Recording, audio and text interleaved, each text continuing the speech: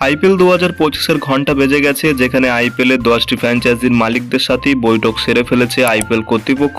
আগস্টের শেষে আইপিএল এর এই বৈঠক হওয়ার প্রধান কারণ ছিল সামনের দিনে আইপিএল 2025-এর মেগা অকশনের বিভিন্ন রুলস এবং রিটেনশন পলিসি নিয়ে আইপিএল এর গভর্নিং কমিটি 10টি টিমের মালিকদের কাছ থেকে তাদের ফিডব্যাক নিয়ে নিয়েছে এবং সামনের দিনে সেপ্টেম্বর অথবা অক্টোবরেই আমরা জানতে চলেছি আইপিএল 2025-এর মেগা অকশনের সমস্ত রুলসগুলি, কতজন প্লেয়ারকে সমস্ত দলগুলি পুনরায় আবার তাদের দলে রিটেন করতে পারবে, কত কোটি টাকা পার্স থাকবে প্রতিটি দলের কাছে এই নিলামে। তবে বন্ধুরা, এখনো পর্যন্ত বিভিন্ন বিশ্বস্ত সোর্স থেকে যেমনটা রিপোর্ট উঠে আসছে, সামনের দিনে আইপিএল এর ফ্র্যাঞ্চাইজিগুলির রিটেনশনের সংখ্যা 4 থেকে বেড়ে 5 অথবা 6 হতে পারে, যার মধ্যে সম্ভবত 2 জন বিদেশি প্লেয়ার সহ একজন ভারতীয় আনক্যাপ্ট নিয়ে মোট 5 জন প্লেয়ারকে রিটেন করতে পারবে প্রতিটি দল। আর এই 5 জন রিটেনশন ছাড়াও আইপিএল এর দলগুলি নিলামের মাধ্যমে একটি অথবা দুটি আরটিএম কার্ডও ব্যবহার করতে পারবে। এখন বন্ধুরা, তোমাদের মনে প্রশ্ন আসতে পারে, এই আরটিএম কার্ড কি, নিলামের মাধ্যমে দলগুলি কিভাবে আরটিএম কার্ড ব্যবহার করবে, সমস্ত কিছুই বন্ধুরা সামনের একটি ভিডিওতে আমি তোমাদের জানাতে চলেছি। আর এখন আসা যাক আজকের ভিডিওর টপিকে।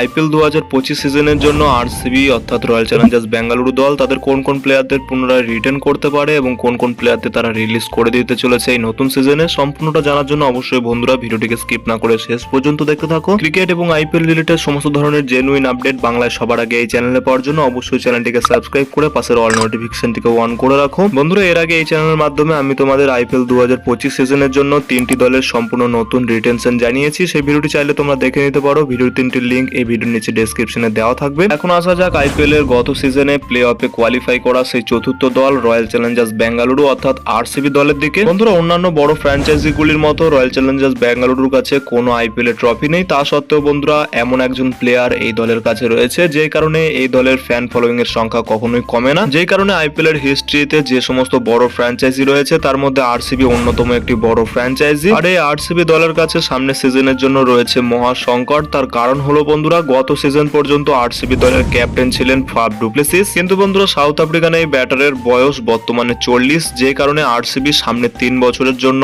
এই প্লেয়ারকে আবারও তাদের দলে রিটেন করবে কিনা সেটাই এখন সন্দেহের ব্যাপার। এমন অবস্থায় আরসিবি দলকে নতুন সিজনের জন্য নিলামের মাধ্যমে অথবা ট্রেডের মাধ্যমে তাদের দলে একটি নতুন ক্যাপ্টেনকে নিয়ে আসতে হবে। যদিও বন্ধুরা আরসিবি দল নতুন সিজনের জন্য তাদের যে ক্যাপ্টেনকে অ্যাপয়েন্টেড করুক না কেন, তাদের দলের অবশ্যই সব থেকে বড় প্লেয়ারটি হলেন বিরাট কোহলি। আরসিবি দলের কাছে বিরাট কোহলি হলেন একটি ব্র্যান্ড। বর্তমানে ভারতের যে কোনো স্পোর্টস পার্সন তো দূরের কথা, যে কোনো সেলিব্রিটি থেকেও বিরাট কোহলি ব্র্যান্ড ভ্যালু সব থেকে বেশি। এই কারণে সর্বপ্রথম রিটেনশন হতে চলেছেন আরসিবি দলের কাছে বিরাট কোহলি। এছাড়া এখনো পর্যন্ত যেমনটা মনে করা হচ্ছে, কোহলি ছাড়া হয়তো আর 2 জন প্লেয়ারকেই রিটেন করতে পারে আরসিবি দল, যার মধ্যে বন্ধুরা সেকেন্ড রিটেনশন হতে পারেন ভারতীয় পেসার মোহাম্মদ সিরাজ। বন্ধুরা, সিরাজ গত সিজনে যেমনই ফর্মে থাকুক না কেন, সিরাজের মাপের একজন ভারতীয় পেসারকে অকশনের মাধ্যমে কোনোভাবেই পাবে না আরসিবি দল। এই কারণে আরসিবি দল অবশ্যই সিরাজকে আবারও রিটেন করতে চলেছে তাদের দলে। এছাড়া আরসিবি দলের কাছে গত সিজনে কয়েকটি ম্যাচে দুর্দান্ত পারফরমেন্স করা উইল জ্যাক্সকে তারা থার্ড রিটেনশন করতে পারে তাদের দলে। বন্ধুরা, ক্যামেরন গ্রিন অথবা গ্লেন ম্যাক্সওয়েলের থেকেও অনেক ভালো মাপের একজন ব্যাটার হলেন এই উইল জ্যাক্স। এছাড়া আরসিবির হয়ে তিনি কিছু ওভার বলও করতে পারবেন, তাই বন্ধু ইংল্যান্ডের এই ফিউচার সুপারস্টার ক্রিকেটারকে অবশ্যই তাদের দলে রিটেন করবে আরসিবি দল। বন্ধুরা, মনে হয় না নতুন সিজনের জন্য ক্যামেরন গ্রিনকে 17.5 কোটি টাকা দিয়ে আরসিবি আবারও রিটেন করবে। তাকে হয়তো আরটিএম কার্ডের মাধ্যমে আবারও নিতে পারে তাদের দলে আরসিবি।